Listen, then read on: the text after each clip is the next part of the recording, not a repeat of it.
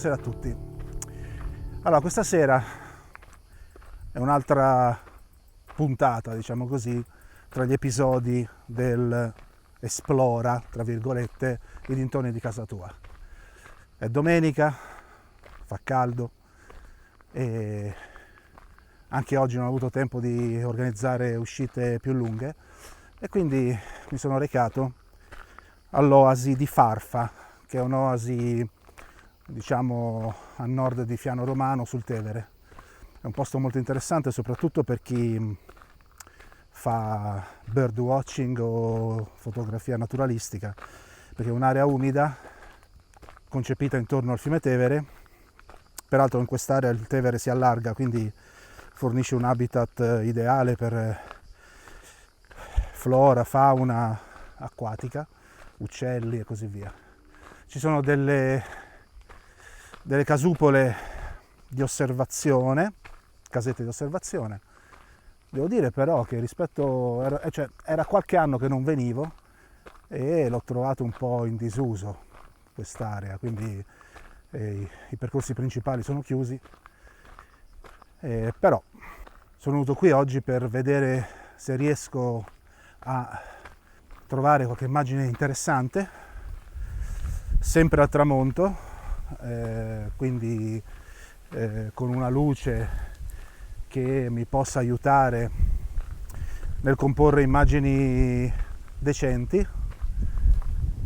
C'è un po' di vento, come vedete, vediamo un pochettino se riesco a trovare queste immagini. Questa è un'area che conosco e non offre tantissimo, a dire la verità, come immagini di paesaggio, però c'è quello che c'è di buono, è che c'è un cielo semicoperto, quindi una volta trovata la composizione, se siamo fortunati, potrebbe anche esserci un cielo molto interessante, però vediamo.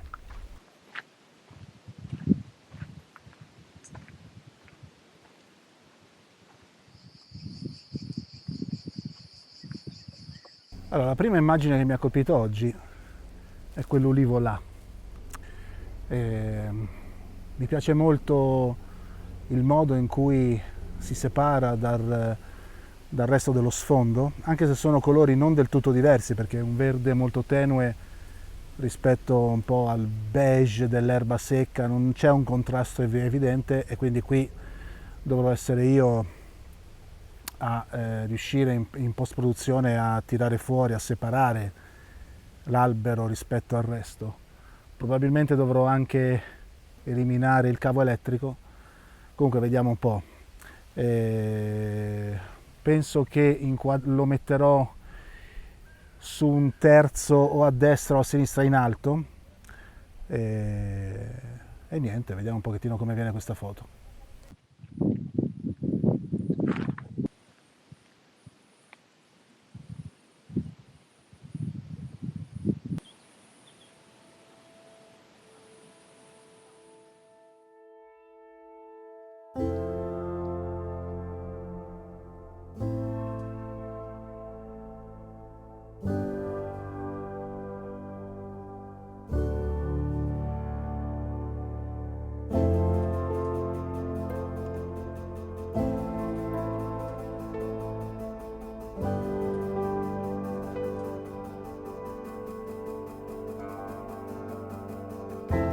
Allora, un'altra immagine che si può provare a vedere come viene è quest'ansa del Tevere.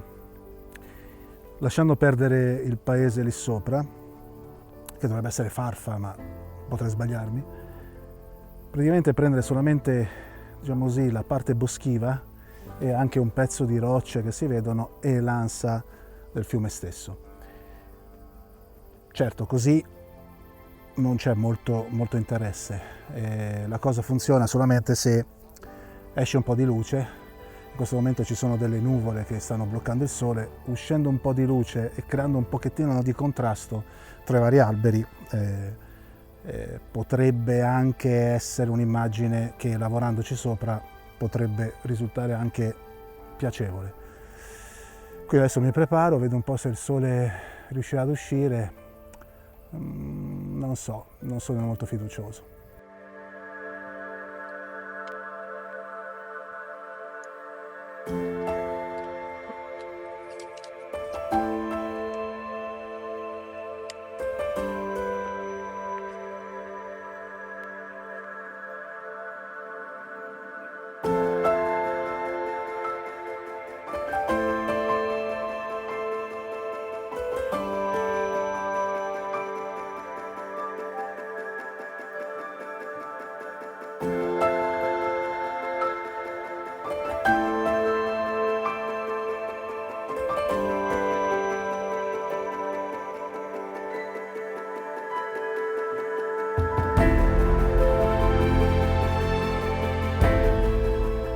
Alla fine il sole è uscito brevemente, ma l'interesse in questo momento viene dato da questa barca che sta passando. Proviamo a non farcela sfuggire.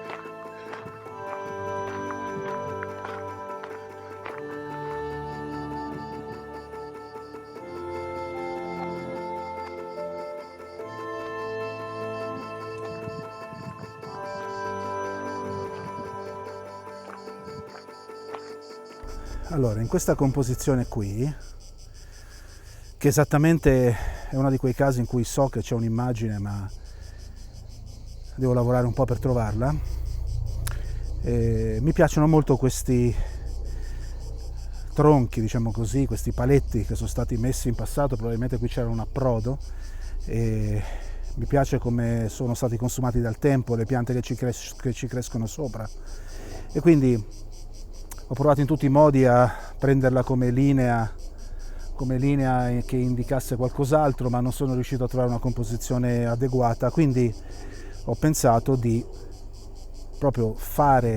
incentrare la foto proprio su questa linea, mettendola in diagonale sul frame, quindi in basso a sinistra, cioè in basso a destra, in alto a sinistra, e quindi di renderlo il soggetto principale della fotografia. Qui è come si presenta sul retro della fotocamera, spero che si possa vedere. Inoltre l'elemento centrale è anche questa pianta qui, che ha un po' più di colore e che quindi è il soggetto nel soggetto, ma insomma poi vediamo un pochettino come viene sul computer, proviamo, va?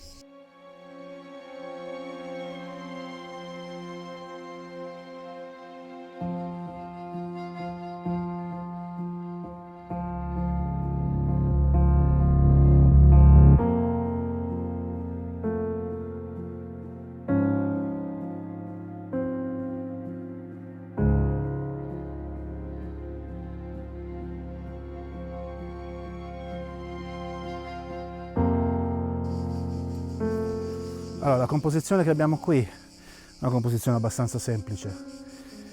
Questi fiori in primo piano e in secondo piano quell'albero lì, o meglio quel complesso di alberi che ha una certa personalità, sembra un po' il re della sponda, no? Con questo tronco centrale molto, molto austero e con questi rami quasi simmetrici.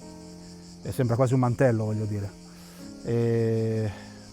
Quindi doppia esposizione, mettendo a fuoco prima sui fiori e poi sull'albero.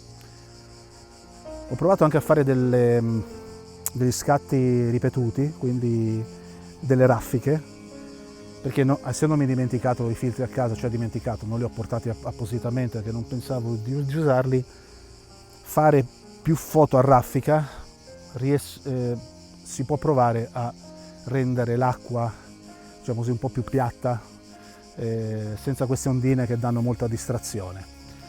Se ci riusciamo bene, altrimenti ci sono poi delle tecniche che posso provare con Affinity Photo per renderla un po' più liscia. Comunque questa è un'altra composizione che mi sono sforzato di trovare qui. C'è anche nella foto un pezzettino di questo cielo che è molto drammatico, che non è male.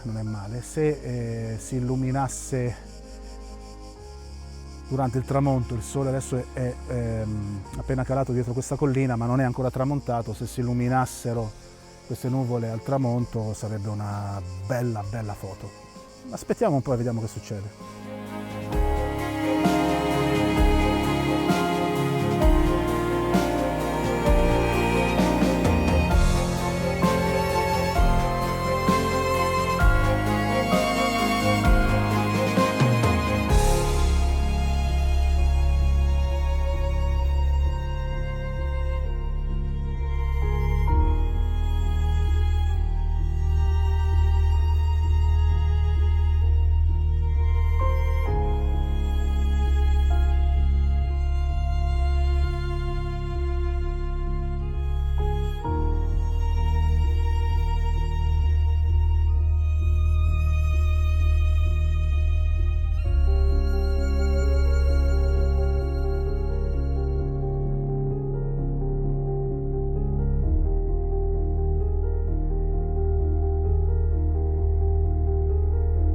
Allora, ci sta seguendo un alieno, un drone, che è il mio drone, di cui ne ho già parlato, e questa, diciamo, rappresenta la prima uscita ufficiale. Speravo di rimanere un pochettino di più nel posto in cui ero, ma a un certo punto si è palesata una famiglia di cinghiali e sono animali che non mi ispirano fiducia, quindi ho pensato bene di togliermi di mezzo. Adesso mi sto spostando all'inizio del sentiero e vediamo un po' se lì riesco a fare qualcosa al tramonto, se ci sono delle composizioni accettabili.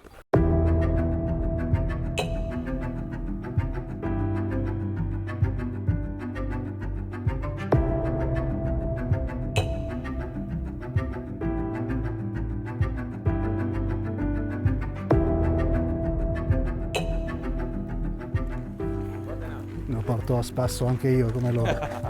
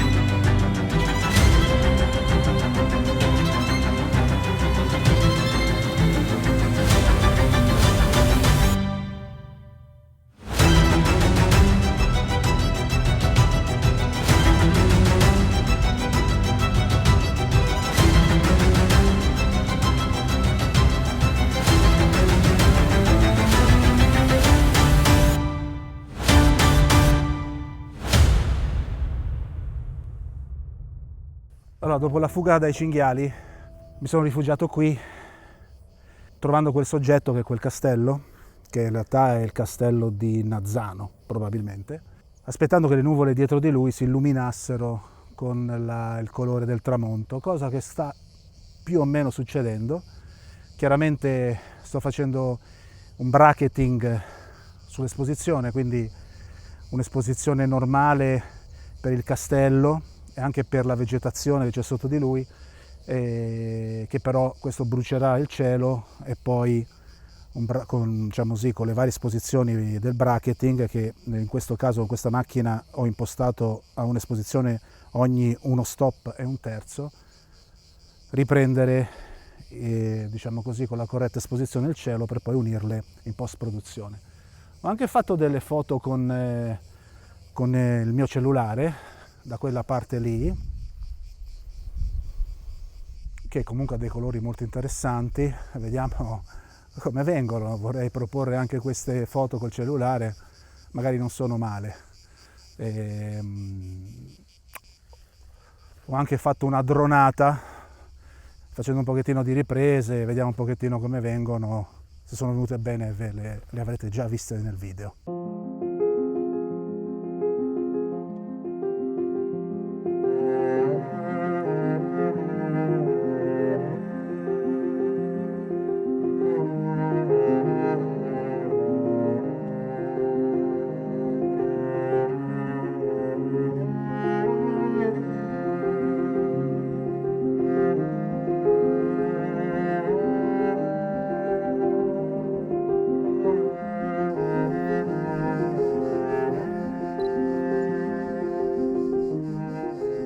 Timer di 10 secondi, in quanto questo treppiede è molto leggerino, quindi è soggetto a vibrazioni. In più c'è un obiettivo con una focale piuttosto lunga, anche se sto scattando a circa 110 mm, quindi ci vuole per smorzare le vibrazioni.